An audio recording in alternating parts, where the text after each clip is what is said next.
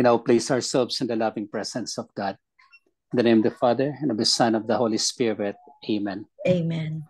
The Lord be with you. And with your spirit. Amen, Father, the Son, and Holy Spirit. Amen.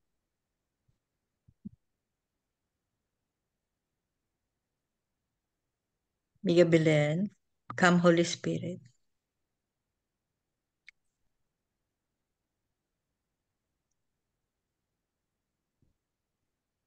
Full and enkindle in them the fire of your love.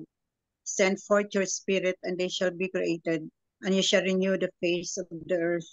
O God, who by the light of the Holy Spirit instructs the hearts of the faithful, grant us with the same Holy Spirit to be truly wise and always to rejoice in his consolation through Christ our Lord. Amen. Amen.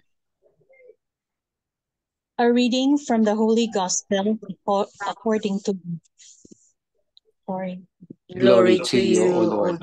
Glory to you, O Lord.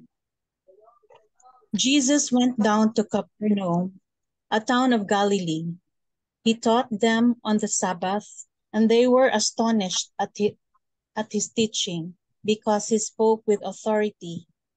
In the synagogue there was a man with the spirit of an unclean demon, and he cried out in a loud voice, What have you to do with us, Jesus of Nazareth? Have you come to destroy us?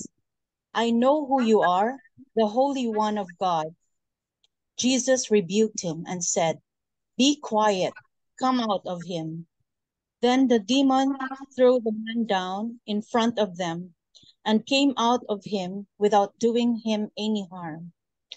They were all amazed and said to one another, What is there about his word? For with authority and power he commands the unclean spirits, and they come out.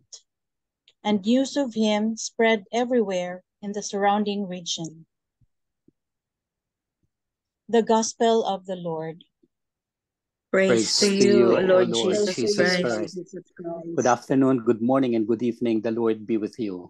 And with your spirit. And with your spirit. The Gospel is a beautiful proclamation of the Lord's power and authority. Imagine he came from Nazareth. He was not accepted in Nazareth. He was brought to the hill to be thrown down, but he walked away. And now he is transferring to Capernaum, his place and the disciples' place of him, the place of Peter. And the synagogue where there is their place, the home of Peter, the synagogue is just very near.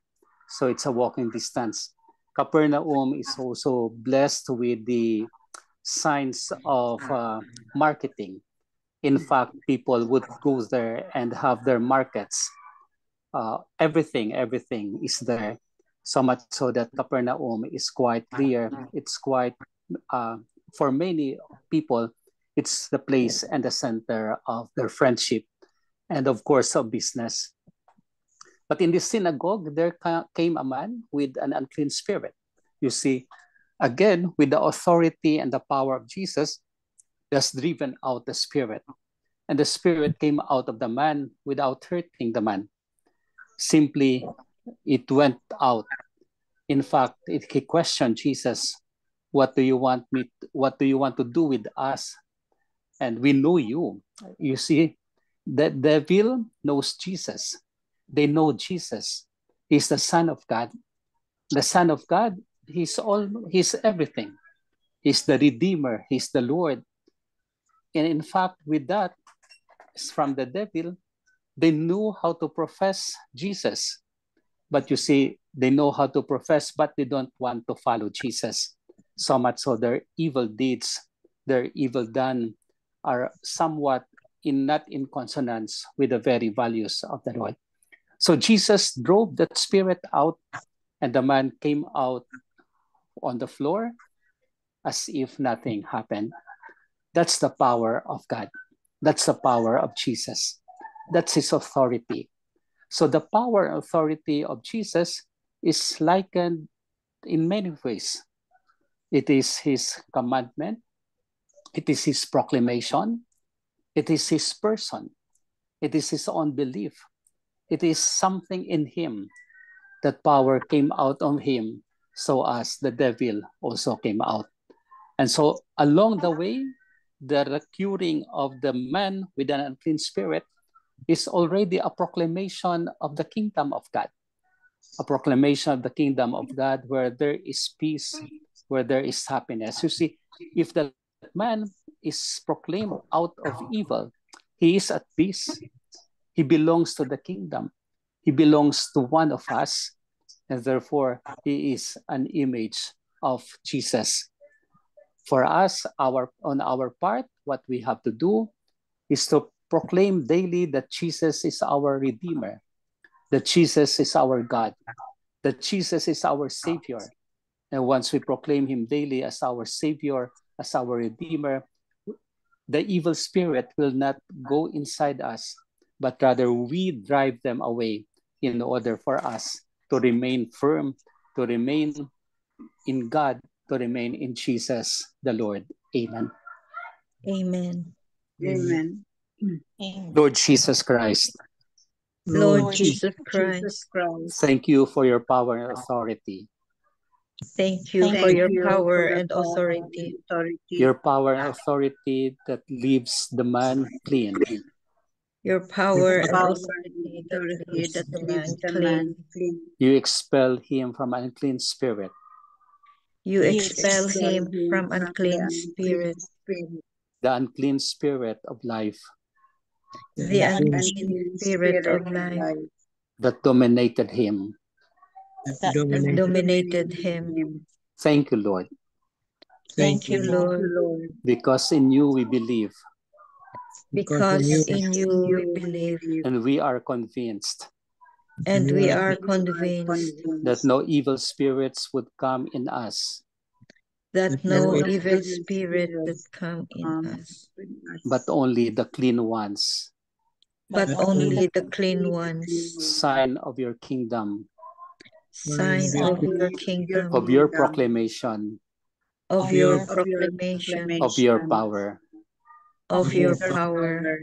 Help us, Lord, Help us, Lord, to persevere daily to persevere daily in proclaiming you in proclaiming you as our Savior and Redeemer, as our Savior and Redeemer, and that when we are gone, and that when we are gone, we will see you face to face we will see you face to face in your kingdom. in your kingdom. Amen. Amen. Hail Mary, full of grace, the Lord is with you. Blessed are you among women, and blessed is the fruit of thy womb, Jesus. Holy Mary, Mother of God, pray for us sinners, now and at the hour of our death. Amen. Angel of God, My guardian dear, to whom God's love commits commits me me here, here, ever ever this this night be day at be my at side, my to light side, and to light guide, and guard, to to rule rule and and guide. guide. Amen. Amen. Saint Hannibal, Pray Pray for us. Saint Anthony, Pray for us. Saint Joseph, Pray Pray for for us. send, O Lord. Holy apostles into your church, The Lord be with you. and with your spirit. May Almighty God bless you, the Father, the Son, and the Holy Spirit. Amen.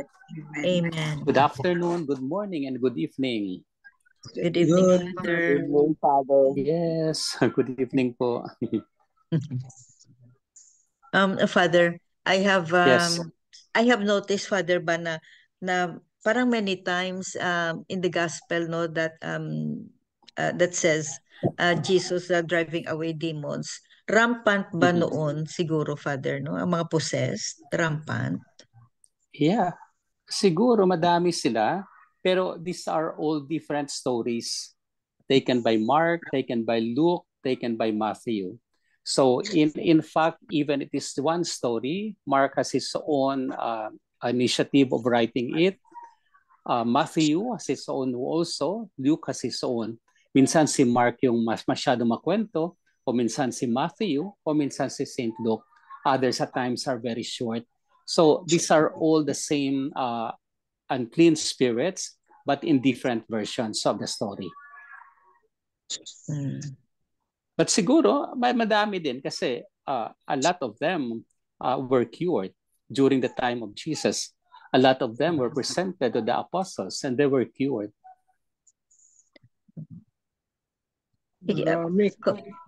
Comparing sa ngayon ba, comparing sa modern life natin, there are cases siguro, Father, I have seen like a lot of cases, Father, na mga manifestations of psychiatric features ba, na they really look like possessed. Siguro possessed sila, Father, no? But in the medical side, ano sila, psychotic features sila na outbreaks. Pero Kung if psychotic, sorry. No, please go ahead. Kung psychotic, it's a different version. The presence of the unclean spirit in a person is a different one. Kasi it has different views. The unclean spirits, which is the devil inside the person, he really acts as if different. But the psychotic one is also different. You will realize immediately his mental process, his mental thing, that he is not in his person. He's psychotic.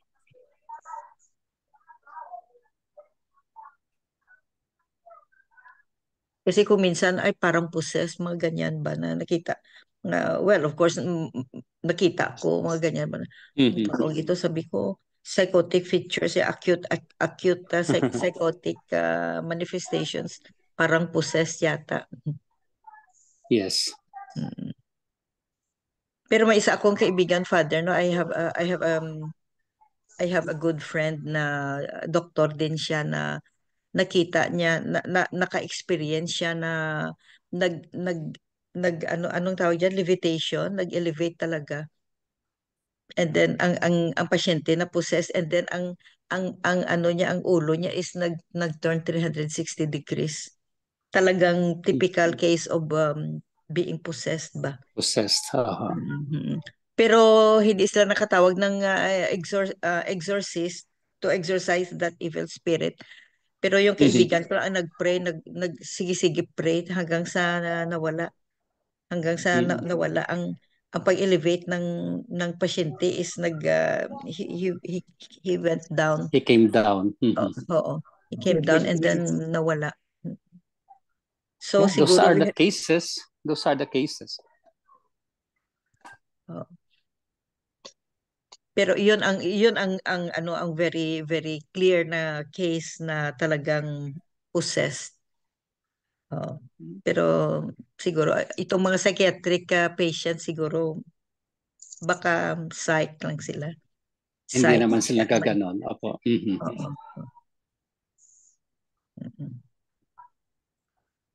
Kasi you will understand kaagad if the person is psychiatry and if the person is possessed by the devil. The possessed by the devil can even fight for you. Can even fight against Jesus. Can fight against our instruments. And they can speak well. They can speak well.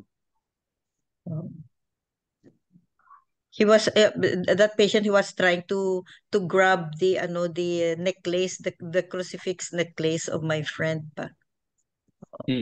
Tapos violent. So yes. So in other words, Father, maski na hindi ka exorcist, no, pwede ka maka-drive away, no, ng demons, no? Yeah. As long as you are strong enough. Strong enough to fight the devil, you can. Kasi the devil will fight with you. Lilipat sa'yo pag hindi. Siguro ang friends ko siguro strong. Sasabihin pa makasalanan mo. Litany.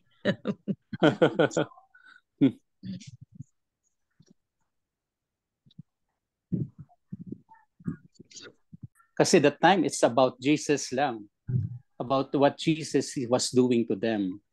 Pero ngayon, there are priests, there are exorcists, kahit kay Sambol sa Kalibo, isa lang siya. And he has a lot of ganun. Certified. Yes, You need a certified training, Father, exorcist. no?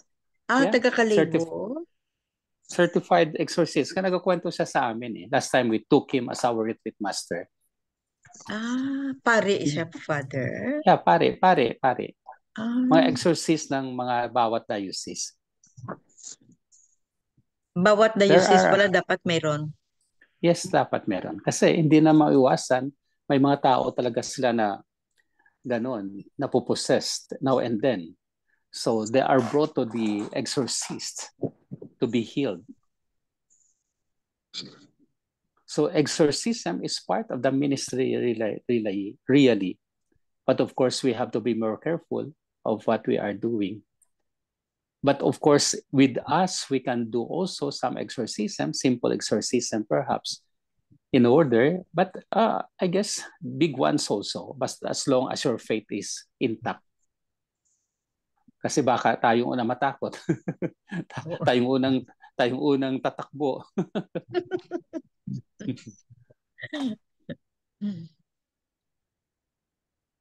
Kaya nga sinasabi ng mga ano din bishops, mga pari, the first thing to do in exorcism is to test them with holy water. Example, painumin mo sila ng tubig, sabi mo holy water yan. So kung sabihin mo na holy water pero hindi naman holy water, pag naninigas sila, that's fake fake thing. Ah.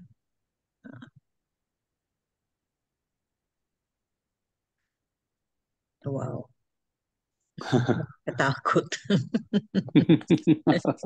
I'd rather deal with psychotic.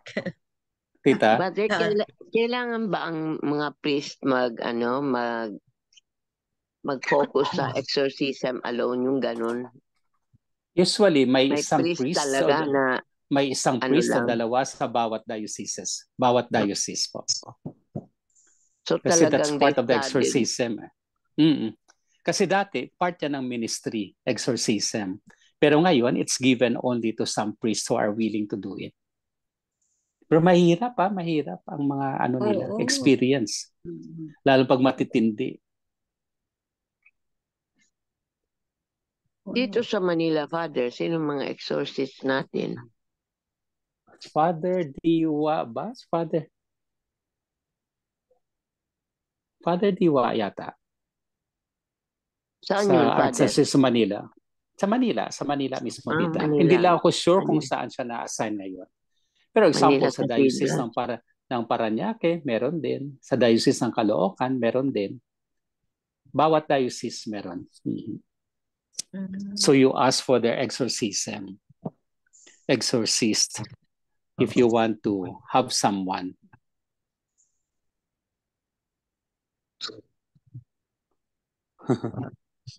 MJ, wag na lang tayo mag-encounter ng possessed na tao. I'd rather deal with the psychotic patients. Oo. Wag na lang yung possessed. Oo. Mahirap din tatakbo tayo. Mahirap din pag you are in front of a possessed person. Pero in case you are in front of a possessed person, you pray talaga, you pray that you will not be taken over by the devil. Kasi it's hard. Siguro malakas ang faith ng kaibigan namin, ang kaibigan ko noon. Na niya ho. Yeah, kung talagang nagdadasal siya, she was praying for it na to be removed. Malakas siya. Oo. Nawala.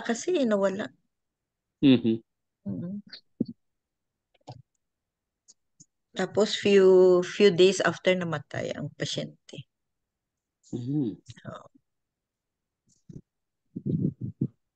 Pero hindi yan lang istorya yan, Father, kasi may kasama siyang doktor. Talagang may witness during that time, may witness. It could be, yes. Those are possibilities. Nakatakot. Well, nakakatakot, pero it's part of the mission. So if you are there with your mission, then you confront the devil. You confront the atmosphere. You bring that person to peace and serenity. That would be your greatness. So in all aspects, let us be prepared. Whatever the Lord is giving us, let all be done in the name of the Lord. Unclean spirits, we have to drive them away. Cleanse every brother and sister who can come along with us, and along the way they are possessed. So it's with the mission that we have to do. But of course, we ask God's grace for that. Amen. Amen. The Lord be with you. And with your spirit. May Almighty God bless us, the Father, the Son, and the Holy Spirit. The Holy Spirit. Amen. Amen. Thank you. Father. Thank you very much, Thank you, Father. Popo. God bless. God bless you, Father. Thank you. God bless Patito. Bye-bye, everybody. For today's gospel, number 1, Jesus' teachings astonished and made a deep impression on all who heard him because he spoke the word of God with authority and truth. Number 2, Jesus' words are also powerful. They could expel demons. Are we receptive to God's word when we read them or hear them proclaimed to us? Number 3, ponder on God's word more deeply and frequently, and allow its power to permeate into your hearts and transform your daily living. In doing this, your life will be guided by God's Spirit. Amen. Amen. Thank you very much, Tita Lynn. So, yeah, so that's it for today's Gospel and Reflections. And the message of today's Gospel is we always recognize the power and authority of Jesus, no? So when it comes, when in our case, no, faced with any kinds of trials, in any kinds of sufferings, no, and mga temptations ba, mga unclean spirits surrounding us, mga unclean spirits like itong mga pride, mga selfishness, mga arrogance, mga ganyan, mga evil spirits din yan. When faced with that, no, or mga problems and sufferings natin, when faced with that, no, cling to Jesus who has the power and authority over everything. Amen. Amen. Thank you very much. And for the closing prayer.